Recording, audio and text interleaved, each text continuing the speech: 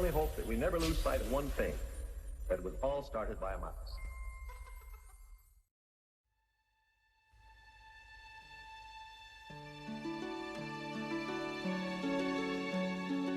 My name is Ryan Van Workum, and I'm a model designer at the LEGO Group, and I had the pleasure of working on this LEGO Disney Castle. The LEGO Disney Castle is, of course, a massive homage to all of the Disney films, and it's a model that has 4,837 pieces, so it was quite the challenge and joy to design. We learned as we were designing it that there's been heaps of castles that are shown at the opening to Disney films over the years, so this kind of represents all of them. The architecture is, of course, based off of Cinderella's castle in Walt Disney World, but with cues from the cinematic opening of the Disney films. As you enter the Disney Castle, you go through the gates and you first enter the ballroom. You can place all of your 8 princes and princesses and pose them, and you can place 2 of them in the center of the ballroom where there's a rotating gear where they can dance. And then as you go up, there is a dining room and a kitchen with lots of references to one of my childhood favorite films, which is Beauty and the Beast. I've spent a lot of time rewatching clips of it to make sure we got all the details right of the Be Our Guest dining table and the cabinet with Mrs. Potts and Chip and all those things. And then you've got a study that features references to a couple different films. There's a little more Beauty and the Beast with the Enchanted Rose and Library, and then the Magic Lamp from Aladdin and the Magic Carpet. And then there's also fireplace hearth with the mural that Rapunzel's painted above it. We had talked about lots of different ways we could do fireworks, if we wanted a function that made them shoot, or if we wanted something that would actually light up. But as we explored different options, we realized what might look the best is to have brick-built fireworks that look like they are constantly exploding. So you always have that iconic image that you see in the opening of Disney films where the fireworks have just gone off and you're sort of flying through them. We wanted to add a few little magical moments throughout the set. So one, of course, is that rotating dance floor in the center of the ballroom where you can place figures and spin them around to simulate your magical ballroom scenes. The other that we included was from Sleeping Beauty, where Aurora was magically led by Maleficent and pulled along by these floating green orbs in the fireplace. And so we added this floating green orb, and we made the fireplace rotate around to reveal the cursed spinning wheel. Hello, I'm Nikki Hartomo. And I'm Crystal Fontan. We're both senior graphic designer who works in LEGO Disney Castle. So in the set, there are Snow White, the Prince Tiana, and Prince Navi. And Cinderella, Prince Charming, Rapunzel, and Flynn Rider. All the minifigures in the set are new except Tiana, who could be found in the minifigure collectible series. Cinderella has her magical blue gown with a brand new headpiece that was exclusively made for this set.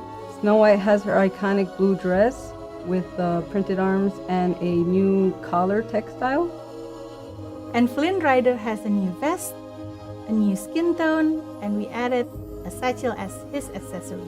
Tiana is wearing her green ball gown that appears at the end of the film. We also created a new headpiece which you can attach a crown to. Many fans will be familiar with the LEGO Disney Castle from 2016. And this castle kind of had an interesting story about how it came about, because as we were looking at all the opportunities for sets we could build to celebrate 100 years of Disney, we realized the centerpiece really had to be a Disney castle. So a lot of things are similar about it. There's a lot of aspects of the architecture that are the same, but we've tried to create a new build experience and improve upon aspects of the old castle, because we also have a lot of new elements that didn't exist then that allow us to do some really cool build techniques. One thing that you may notice about the castle is it has quite the vibrant color change. Cinderella's castle received a big upgrade with lots of new gold detailing and more vibrant colors, and this LEGO Disney Castle echoes those changes. And so I think fans will be excited to see a lot of those new recolors in really, really large quantities, like the sand blue masonry brick and the light nougat masonry brick, and then, yeah, just tons and tons of gold. More gold than you would ever need. There are 5 printed pieces in this set. We have a wall element with a golded printed lattice, a 1x3 gray tile with a narrow slit, 2x2 tile with a sketch of Mickey. The 2x2 printed tile with the Disney crest goes in front of the castle above the door. And a 1x2 tile with Cinderella's glass slipper, which is placed on the top of the tower on top of a pillow. When we were researching the Cinderella castle, we noticed that there was some murals that are made with shiny tiles. So we wanted to try to bring that magic into our set, and we created these murals of the 4 princesses. We have one mural with Cinderella with her glass slipper, her pumpkin carriage, and the castle in the background. In Tiana's mural, we wanted to set the scene that she was in Louisiana in the bayous. So we added some lily pads and a frog that may or may not be Prince Naveen. In Rapunzel's mural, we wanted to bring her artistry. So she's holding a brush, and we put Pascal in there. And then for Snow White's mural, we added the cottage in the background, the well that's in the beginning of the movie, and she's singing to the birds like she does in one of the scenes. We also created Aladdin's magic carpet, and we also have a Disney crest for the flag. We also created a sticker for the Evil Queen's mirror from Snow White and the Seven Dwarfs. We realized we needed to do something really special to commemorate 100 years of Disney. And so we had this opportunity. There was a little open spot in one of the low towers on the keep, and it was a perfect compartment to put little references to Disney. So we came up with 3 little iconic references. One is the wand of the fairy godmother in Cinderella, and we have a beautiful 2x2 print of Mickey Mouse from Steamboat Willie, and a brick-built camera that represents one of the first film cameras used by the Walt Disney Company. One thing that was really fun was experimenting with different builds for the golden chandelier that hangs above the ballroom. One inspiration that came was I had already designed the fireworks, and the fireworks were built around a snowflake piece. And I realized if I just recolor the snowflake piece into gold, it could be a really nice base structure to build the chandelier. Another thing that I spent far too much time on was working on the build for The Sword in the Stone, which is a very obscure reference, but one of my childhood favorite films, so I had to have it in there.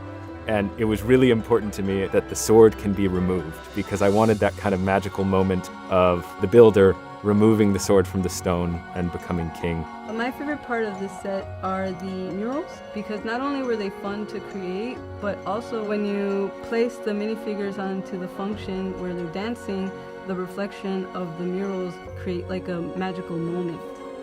So my favorite part of the set is actually the Snow White figure, is because if you turn the head, then you can see that she's sleeping. So that's really fun. Little Easter egg.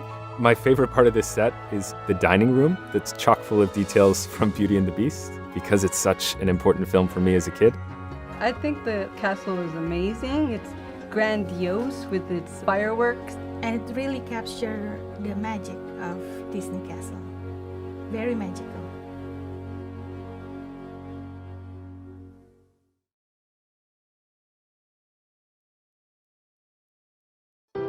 Disneyland is your land. Here age relives fond memories of the past. And here youth may savor the challenge and promise of the future.